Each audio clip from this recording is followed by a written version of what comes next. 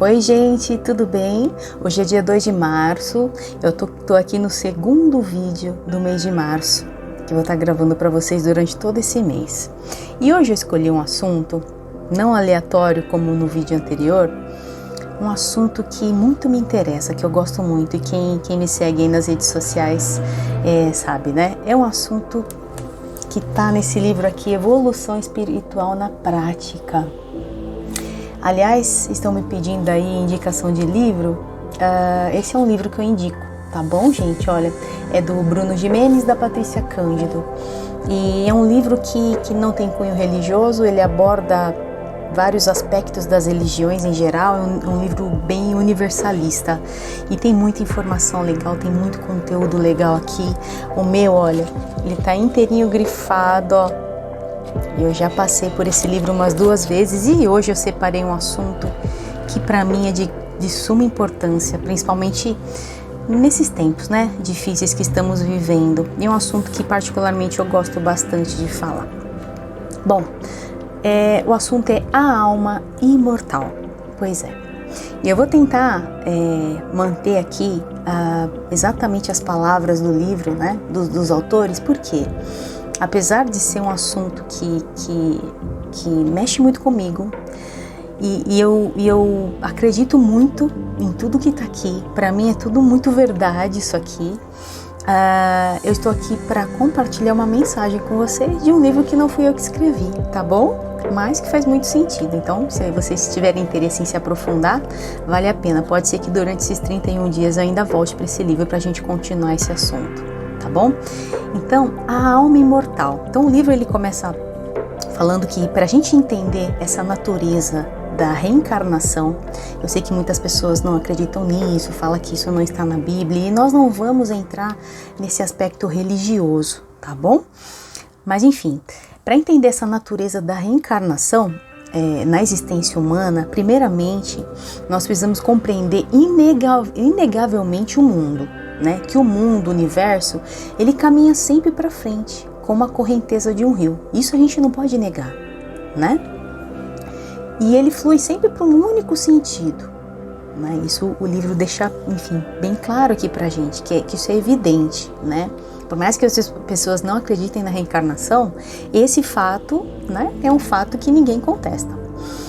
E a nossa causa maior em tudo isso, né? Ou seja, o final desse trajeto é a evolução. Então estamos todos aqui para evoluir, tá bom? Não é para passear, não é só para viver de prazeres, tá certo? Então estamos aqui todos para evoluir.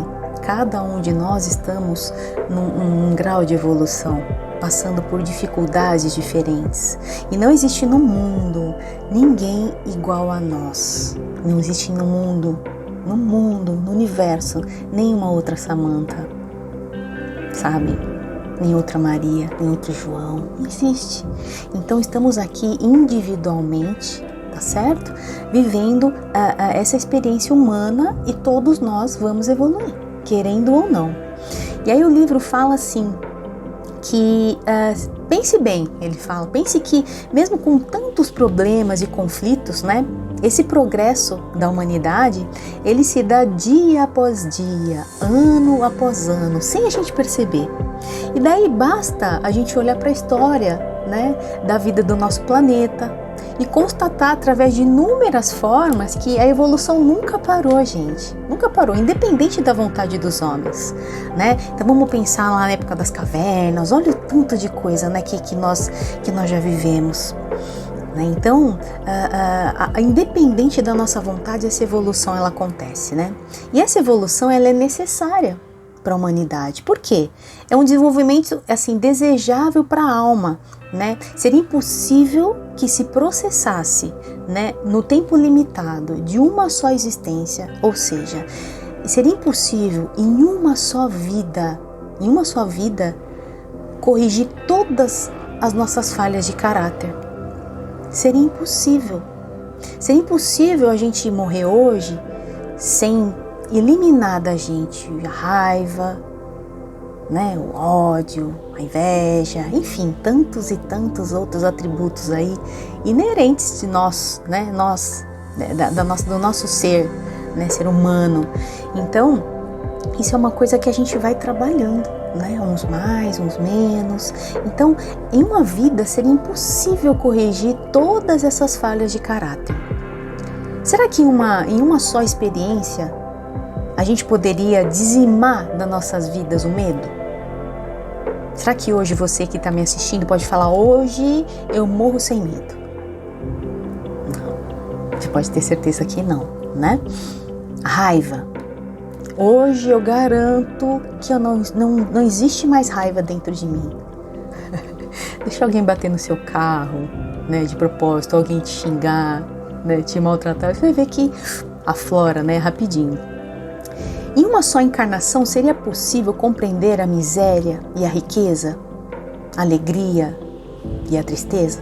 Então, se a gente vê pessoas com muito poder, né, poder aquisitivo alto, vocês acreditam que essas pessoas, né, de repente que já nasceram num berço de ouro, vamos dizer assim, elas seriam capazes de entender, de compreender na totalidade a pobreza? Não. Ah, mas elas fazem, enfim, a caridade em orfanato, não importa, elas não estão vivendo aquilo, sabe? Então é impossível, a pessoa não está vivendo aquilo. Da mesma forma, uma pessoa que vive em condições precárias, por mais que se tornasse aí milionário do dia para a noite, não ia conseguir viver plenamente a riqueza, né? Compreender a riqueza. E a alegria e a tristeza também, a mesma coisa, né? Então, por que algumas pessoas têm histórias de vida cheias de conflitos, né? De acontecimentos traumáticos, verdadeiras desgraças, exatamente como está aqui no livro, enquanto que outras experimentam a riqueza material desde o berço, é o que eu estava falando, né? O acesso à cultura, tem condições privilegiadas. Por que será? Será que Deus privilegia algumas pessoas e outras não? Então tudo isso a gente tem que começar a raciocinar, né? Por que tantas diferenças? Sabe? Por quê? Então, aí fica, né, para as pessoas, cada um dentro de si mesmo, conseguir elaborar isso, né? Deus seria tão injusto assim? O livro pergunta, a ponto de cometer tais diferenças? Se uma vida a pessoa comete graves equívocos, a gente vê tantos, né? Não teria mais a oportunidade de consertar esses erros no futuro? Será que esse Deus assim não perdoaria de jeito nenhum? Aquele que mata, que rouba, que destrói, sai imune da vida após a morte? Mesmo cometendo tantas atrocidades, tipo assim, morreu, acabou? É assim que funciona? Então qual que é o sentido de você ser uma boa pessoa, você se privar, você não pegar nada de ninguém, né? Você se privar das coisas que você não pode, se no final morreu, acabou. E aí, como que é? Será que é assim mesmo? Ou se não, agora entrando um pouquinho na parte de céu e inferno, né? Será que Deus deixaria uma pessoa queimando lá no fogo do inferno eternamente, sem a chance de se redimir? É possível roubar, destratar, enganar, agredir, e que quando a morte vem, simplesmente tudo acaba? A visão equivocada das linhagens religiosas tradicionais do Ocidente, tá? Que ele separa as religiões do Ocidente e as religiões do Oriente, tá? Então, a visão equivocada das linhagens religiosas tradicionais do Ocidente entendem a morte como o fim de nossas vidas, a perda irreversível de alguém. A cultura do feriado de finados, gente, aqui ele vai falar um pouquinho de cemitério. E eu não quero que as pessoas de forma alguma se ofendam, tá bom? Com o que o livro tá dizendo aqui. Eu respeito todas as religiões, eu tenho amigos que gostam tem um celular aqui. Eu tenho amigos que gostam de ir, sabe, ao cemitério, finado, se sentem mais próximos dos filhos e tá tudo bem, tá bom? Aqui é o livro e a opinião dos autores. A cultura do feriado de finados, de ir ao cemitério, de levar flores aos entes queridos, é uma percepção distorcida. baseada na crença de que o cemitério hospeda o morto em seu descanso eterno, ou que o local do seu enterro seja o portal de comunicação com ele, né? Então, pessoas que entendem que... esse meu aparador aqui não tá legal. Tem pessoas que entendem que só vão conseguir contato, só vão conseguir sentir o seu ente querido se estiver ali, no cemitério, do ladinho do túmulo, né? Tem pessoas que vão ali e se sentem bem e tá tudo bem, né? Tá tudo bem. Se você se sente bem assim, tá tudo bem. O que não pode é ficar pior, né? Então vamos lá, continuando o livro. Tá falando aqui que o local do enterro seja o portal de comunicação com o espírito, com o ente querido, né? Essa é apenas uma amostragem que revela o nível de consciência que a maioria das pessoas tem. E é algo alarmante, o livro coloca. Pare para pensar, qual é a importância do cemitério? Pense bem, de forma profunda e até de certa forma técnica. O corpo físico, desligado de sua fonte de energia, morre. Bom, morreu. Assim como um motor para de funcionar quando falta gasolina. Não somos o carro. Ele é apenas um veículo que nos transporta de um lugar para o outro. Só entramos dentro dele para transitar por vários espaços e direções. Quando alguém troca de carro, com o passar do tempo, não fica tentando visitar o carro antigo. Isso porque a pessoa não é o carro, mas apenas o utiliza e o troca de acordo com as circunstâncias e experiências. O cemitério tem como objetivo ajudar a depuração biológica da matéria orgânica que constitui o organismo físico, depois que o corpo espiritual o abandona no final de cada vida. O cemitério possui funções parecidas ao aterro municipal, onde os resíduos domésticos são depurados. Você vai ao aterro municipal visitar uma embalagem usada, uma garrafa vazia ou o talo de um vegetal desprezado no dia do seu lar? No dia a dia do seu lar? Respeitosamente falando, ou seja, reconhecendo o importante papel ecológico e social do cemitério, a sua função é apenas essa: depuração de resíduos. Esse ambiente não hospeda a alma dos corpos que ali se decompõem em um ciclo natural. Mesmo porque, se assim fosse, o cemitério seria um penitenciária das almas humanas. E honestamente, não há sentido nessa visão. É verdade, gente. É o que ele quis dizer, né? Se realmente o cemitério ele abrigasse ali a alma, né, dos nossos entes queridos, se eles ficassem ali, eu acho que foi até bem colocada essa palavra, seria como se fosse penitenciária de alma humana. Olha que coisa, né? E eu concordo com isso. Eu fui uma vez só no cemitério ver minha filha Luna. Eu nunca fui, depois do enterro, no cemitério ver, enfim, o túmulo da minha mãe, porque para mim, elas não estão ali, e vocês sabem disso, né? Quem me acompanha sabe o que eu penso. E mais uma vez, eu respeito as pessoas que se sentem bem, tá bom? Não se sintam ofendidas, não.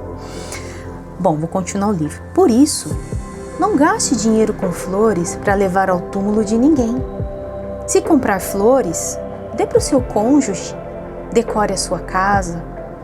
Tem mais sentido, é mais sensato. Não gaste o seu precioso tempo com visitas ao cemitério, ainda mais levando flores. Reserve o mesmo tempo para fazer orações sinceras, desapegadas e amorosas, para os desencarnados, porque eles continuam sendo consciências, né? Eles continuam sendo espírito em evolução como todos nós. A prática da oração é a forma mais sensata de expressar o amor ao desencarnado.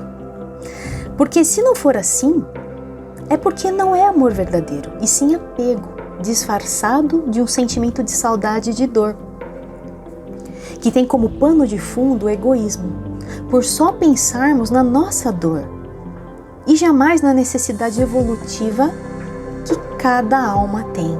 é aquilo que eu falo, né, gente, da gente desapegar. Quem ama, liberta. É você imaginar que a pessoa foi embora, que a nossa dor e nossa saudade aqui é grande, mas que o outro lado, com certeza, é muito melhor para essa pessoa, né? Ela passou de ano, ela ganhou um diploma, sabe? Figuradamente dizendo. E, enfim, bateu a meta, né? Cumpriu a missão. Então a gente tem que ficar feliz com isso. A partir do momento que a gente não consegue desapegar, não consegue se desligar, você quer de qualquer jeito a pessoa aqui, você está colocando o seu amor em primeiro lugar, né? A sua dor em primeiro lugar. E sem querer a gente se torna egoísta, tá bom? E lógico que eu não estou falando que isso é fácil, né? Não é fácil, é uma coisa que a gente tem que elaborar dentro da gente, né? Não importa a distância nem a dimensão em que as almas estejam. Quando nos concentramos em uma vontade amorosa e sincera de emanar bênçãos, essas vibrações seguramente são recebidas onde quer que esses espíritos estejam, porque o limite da dimensão física não impede essa comunicação. Mesmo porque, se tivermos paciência e um pouco de dedicação, poderemos nos encontrar com eles nas contínuas projeções astrais durante o sono, né? Então, assim, é uma observação. A gente não precisa ir até o cemitério, né? Até aquele local para você conseguir se comunicar com seu ente querido, tá bom? Tá falando aqui que as vibrações, um pouquinho de concentração, uma oração sincera, ele já tá recebendo. E aqui essa projeção astral que ele fala, aqui embaixo ele coloca no rodapé, né? Que as projeções astrais quando a alma deixa o corpo e sai para viajar pelo universo durante o sono, obtendo experiências extrafísicas, né? Então a gente sabe que o nosso corpo físico, a gente cansa e ele precisa descansar. Vocês já pararam para pensar que o sono é como se fosse uma morte, como se a gente morresse? Não é verdade? Todos os dias, simplesmente você apaga, né? O nosso corpo precisa desse descanso, o nosso espírito, nossa alma não, tá bom? Então, essas projeções astrais é quando você se desconecta, né? E você consegue viajar, você consegue inclusive encontrar com seus entes queridos. Isso daí merece um outro vídeo. Vou continuar aqui. Precisamos compreender que a alma é imortal, que a vida é uma escola e que cada existência é um estágio, assim como cada ano do ensino tradicional também é. Tudo é cíclico. Ciclo, gente, cíclico. Voltamos para a dimensão física, vida após vida, sempre com o objetivo da purificação da personalidade inferior.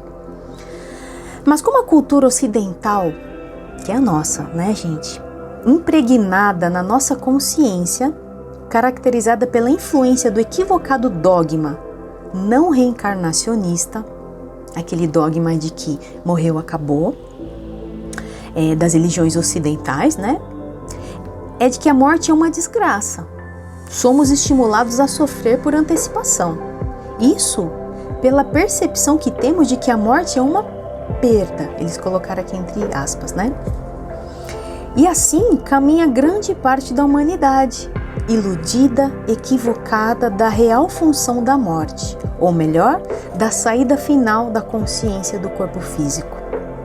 Precisamos observar mais a natureza, aprender com os ciclos da vida e compreender definitivamente que a nossa alma é imortal. Uau! Olha só, ele continua, tá, gente, esse livro aqui. E aí, amanhã, no próximo vídeo, eu vou continuar aqui, tá bom? Entendendo a reencarnação. A gente vai entrar um pouquinho mais no assunto. Mas o que eu quero deixar hoje para vocês refletirem é exatamente isso, né? São os ciclos da natureza, né? Então, se você for perceber...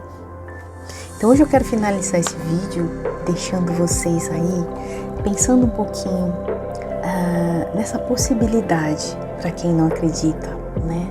E se a vida não acabar aqui? E se tudo que você aprendeu até hoje não for verdade? E se os seus entes queridos, e se seus entes queridos ainda vivem em outra dimensão, fora desse corpo, numa outra realidade? A gente tem que abrir, né, a nossa mente para as inúmeras possibilidades. É a mesma coisa da gente imaginar que só aqui nesse planeta que pode ter vida, nesse planeta Terra.